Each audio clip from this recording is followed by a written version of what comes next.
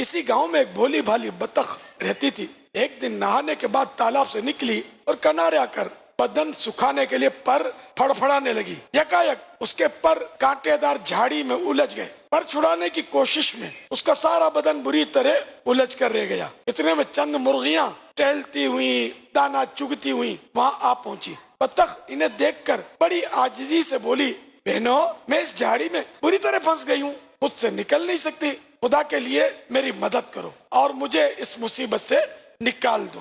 ان میں سے ایک سفید مرغی کو بطخ کی اس بے بسی پر بڑا ترس آیا اور وہ اپنی تمام ساتھنوں کو امداد دینے والی نظروں سے دیکھنے لگی, لیکن وہ تمام مغرور قسم کی مرغیاں تھیں. بطخ کی التجا سن کر اور سفید مرغی کا مطلب سمجھ کر برے برے منہ بنانے لگی. ایک مرغی بڑی حقارت کے ساتھ بطخ سے بولی, جا جا تو ہم میں سے نہیں, تو پھر ہماری بہن کیسے ہوئی؟ دوسری بڑے غرور سے بولی, بے وقوف کہیں کی, خواہ میں آوازیں دی, ہمارا سارا مزہ کرکرا کر دیا, موڈ خراب کر دیا. سفید مرغی اپنی ساتھنوں کو سمجھاتے ہوئے بڑی نرمی سے بولی, اس بیچاری کی جان خطرے میں, اس وقت ہم بہت ساری ہیں, کوششیں کریں تو اس کی جان بچائی جا سکتی ہے. ایک مرغی بولی, یہ نہ اپنی برادری کی ہے نہ اس سے ہماری کوئی جان پہچان ہے, بھلا اس کی مدد کر کے ہمیں کیا ملے گا؟ سفید مرغی مزید سمجھاتے ہوئے کہنے لگی, ٹھیک ہے یہ ہماری برادری کی نہیں, لیکن ہماری طرح اللہ کی مخلوق تو ہے.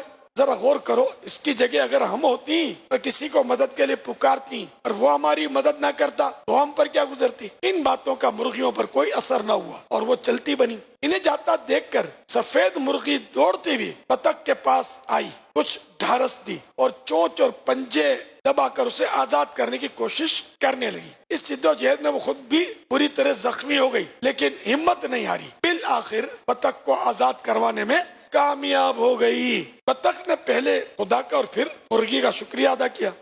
کچھ دنوں بعد اسی گاؤں میں سیلاب آ گیا تو سارے گاؤں میں افراتفری مچ گئی. دوسرے جانداروں کی طرح مرغیوں میں بھی بھگدڑ مچ گئی, جن میں وہ سب مغرور مرغیاں اور رحم دل سفید مرغی سبھی شامل تھی. جان بچانے کا کوئی راستہ نظر نہیں آ رہا تھا.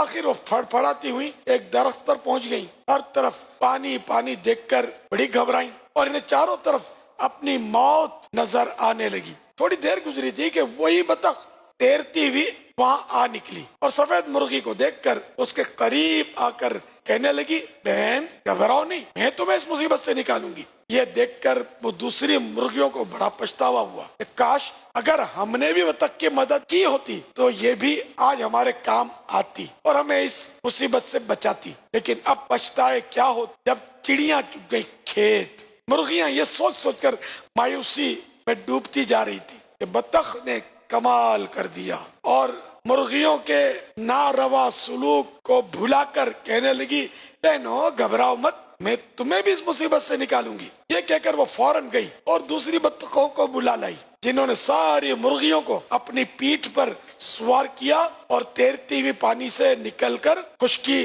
پر ان سب کو چھوڑ دیا. خشکی پر پہنچتے ہی سب مرغیوں نے اللہ کا شکر ادا کیا. پھر اس بطخ کے آگے شرمندگی سے سر جھکا کر اپنے برے سلوک کی معافی مانگنے لگی. بطخ نے بڑے پیار سے کہا کہ اپنی غلطی کا احساس ہو جانا ہی بہت بڑی بات ہے, معافی مانگنے کی کوئی ضرورت نہیں. بس آئندہ ایک بات ہمیشہ یاد رکھنا کہ مصیبت کے وقت کسی مجبور و بے بس کے کام آنا بہت بڑے ثواب کا کام ہے. اس فرضی حکایت سے ہمیں بہت سارے مدنی پھول ملے. فرمان مصطفیٰ صلی اللہ تعالی علیہ وآلہ وسلم جو کسی مسلمان کو دنیاوی تکلیف سے چھٹکارا دلائے تو اللہ پاک اس سے قیامت کے دن کی مصیبت دور فرمائے گا. صلو علی الحبیب صلی اللہ تعالی علی محمد.